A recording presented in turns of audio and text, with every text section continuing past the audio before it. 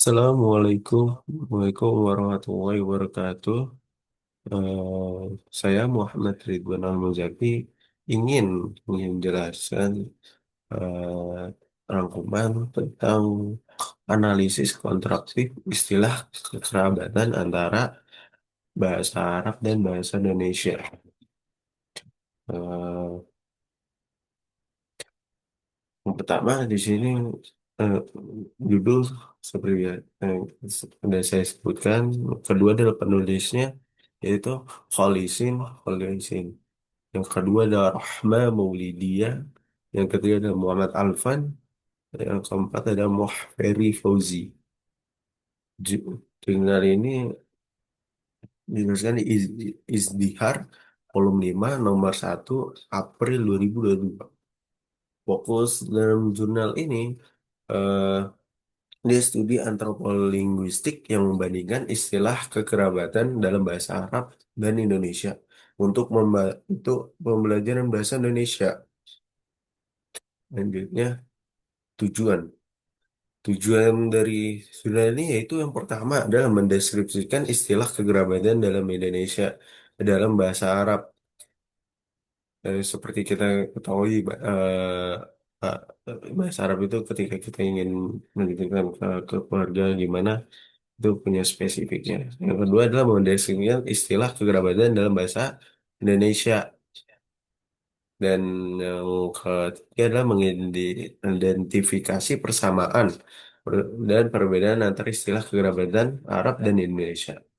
Misalnya, dan terakhir yang mendukung pengajaran bahasa Arab bagi pelajar Indonesia.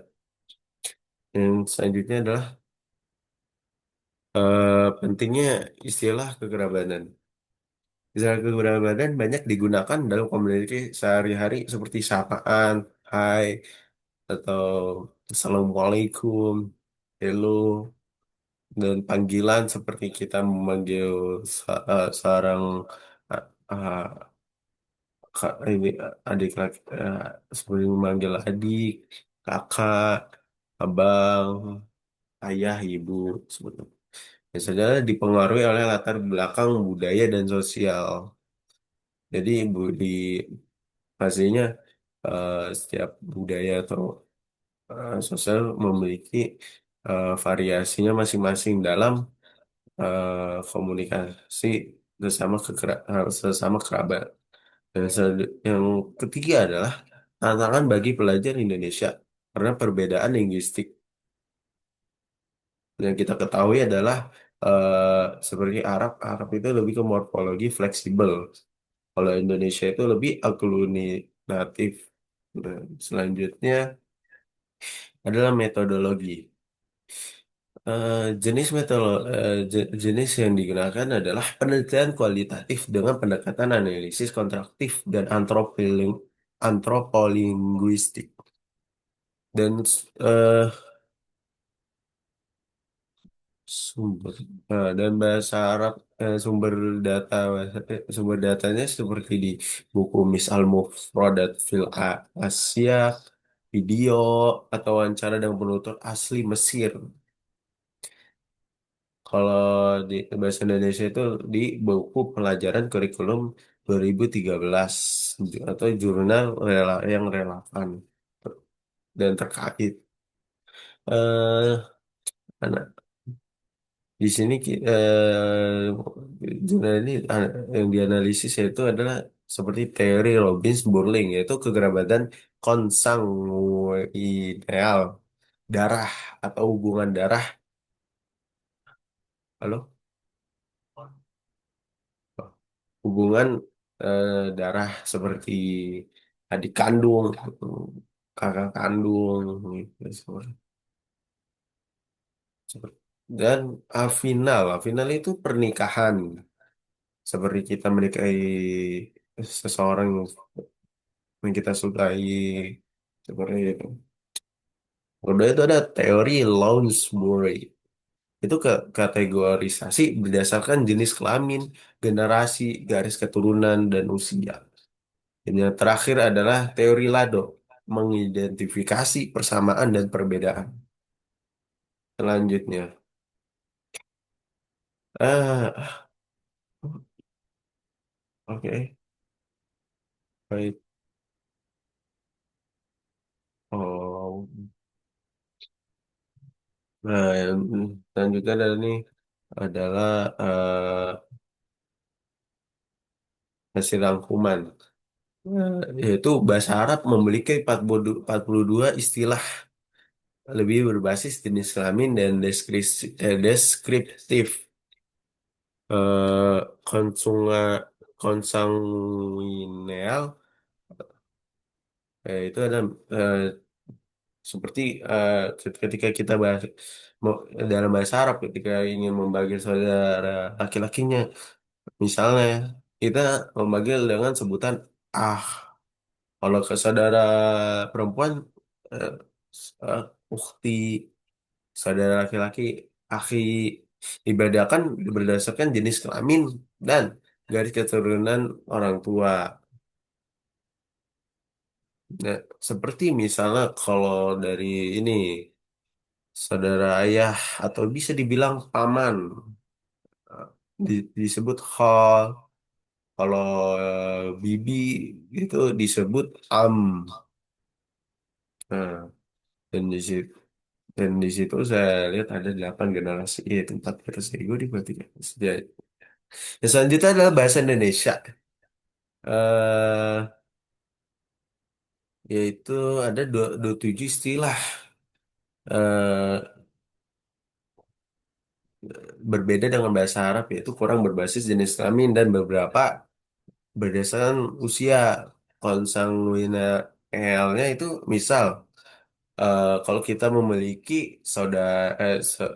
saudara kandung yang lebih tua atau saudara yang lebih tua lah, apa sepupu yang lebih tua atau apa, kita pasti memanggilnya dengan kakak. Kalau saudara yang lebih muda itu dipanggilnya adik. Dan di sini ada 7 generasi. Selanjutnya adalah persamaan dan perbedaan. Persamaannya, jadi di sini kita membahas tentang persamaan antara bahasa Arab dan bahasa Indonesia. Persamaan yang pertama yaitu kedua bahasa mengakui kekerabatan konsanguineal dan afinal. Seperti kita bahas langsung, konsanguinal itu adalah darah dan afinal adalah pernikahan. Nah, selanjutnya adalah istilah untuk keluarga inti. Misal ayah, ibu, anak ada di kedua bahasa. Yang kurang ngerti yang maksud di sini adalah kayak sebutannya gitu. Sama aja. Terus selanjutnya ada pembedaan garis keturunan lurus dan kolateral hadir seperti itu. Adapun perbedaannya, yang pertama itu adalah jenis kelamin. Istilah Arab secara em, konsisten membedakan maskulin atau feminin. Misal, Ibn itu untuk anak laki-laki, Bintu untuk anak perempuan. Istilah Indonesia sering netral.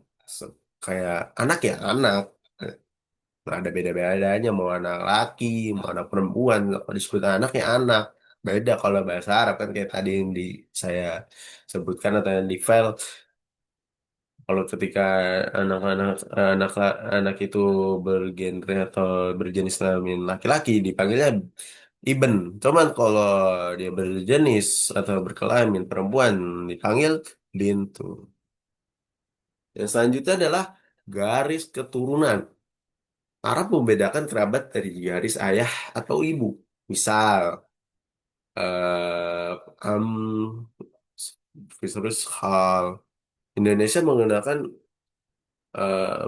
istilah umum seperti ya paman, ya paman, sama aja kayak yang sebelumnya gitu, kayak yang jenis kelamin tadi yang saya jelaskan. Oke, yang selanjutnya adalah usia.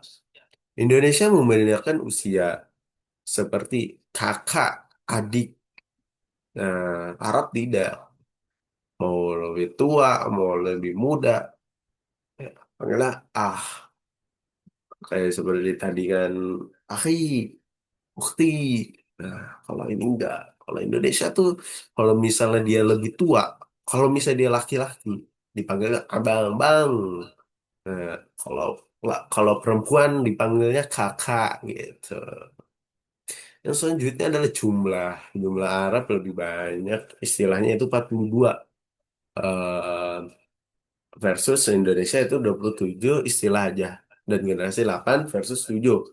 Kalau yang ini saya kurang mengerti karena eh, jadi kalau nanti ini saya tulis di deskripsi jurnal. Jadi bisa kalian baca-baca. Oke. Misalnya deskriptivenas, yaitu istilah Arab sebenarnya deskriptif. Sedangkan di Indonesia mencampur deskriptif dan klasifikasi. Selanjutnya adalah implikasi untuk pengajar. Pertama adalah memprediksi kesulitan. Perbedaan, misal jenis kelamin, garis keturunan dapat menjadi tantangan bagi pelajar Indonesia yang ingin belajar bahasa Arab. Seperti yang saya jelaskan sebelumnya, eh, kalau di bahasa Arab itu kan eh, memiliki lebih banyak istilah-istilah kegerabatan daripada Indonesia.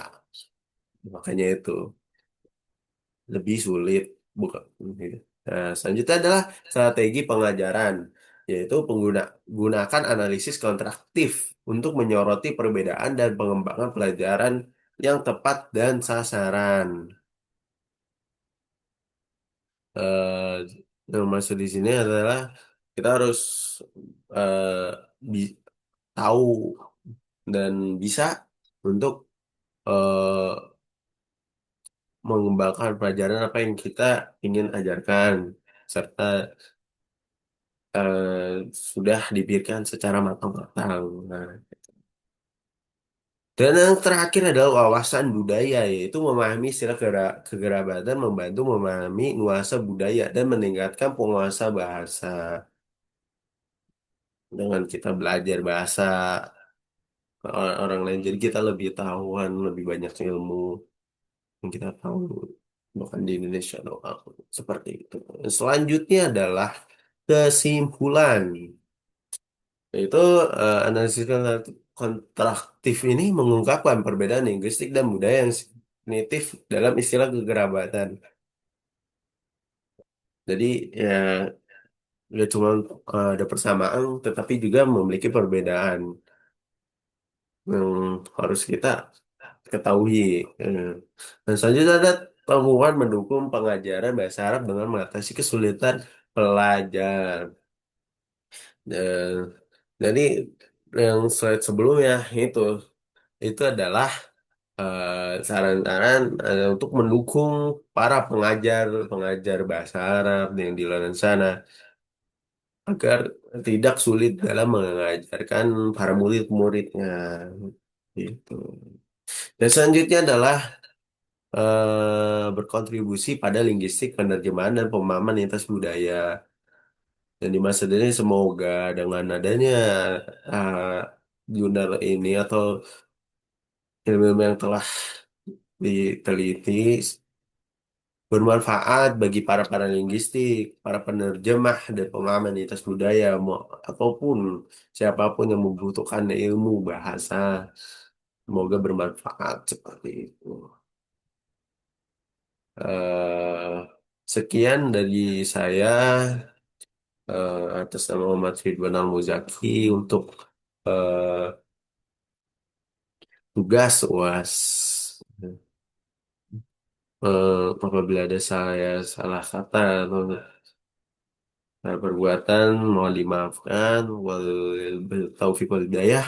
Wassalamualaikum warahmatullahi wabarakatuh.